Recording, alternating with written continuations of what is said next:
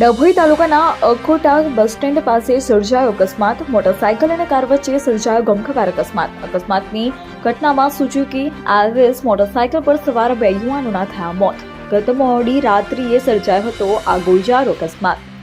આતિશભાઈ રમેશભાઈ તડવી ઉંમર વર્ષ 22 ગામ વાંકી ખાખર તેમજ રાહુલભાઈ અર્જુનભાઈ તડવી ઉંમર વર્ષ 23 ગામ સિમડિયા વસાહત ડભોઈ અકસ્માતમાં મોતને ભેટ્યા. અકસ્માત સર્જી કાર ચાલક ફરાર થયો. પોલીસે ઘટના સ્થળે પહોંચી વધુ તપાસ હાથ ધરી અને અકસ્માતનો ગુનો નોંધી વધુ તપાસ હાથ ધરી. રિપોર્ટર વિવેક જોશી, ડભોઈ.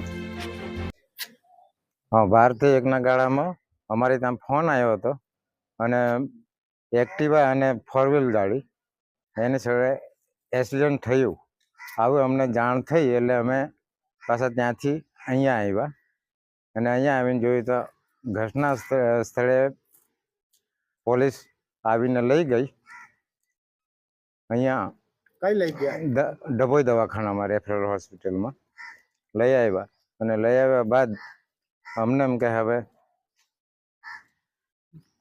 શું નામ હતું જે મોત થઈ ગયા? આતિશભાઈ રમેશભાઈ, એ તડવી, મૂળ વતન વાંકી ખાકર, તાલુકા નસવાડી, જિલ્લો છોટાઉદેપુર, અને બીજા સિમડિયા વસાહત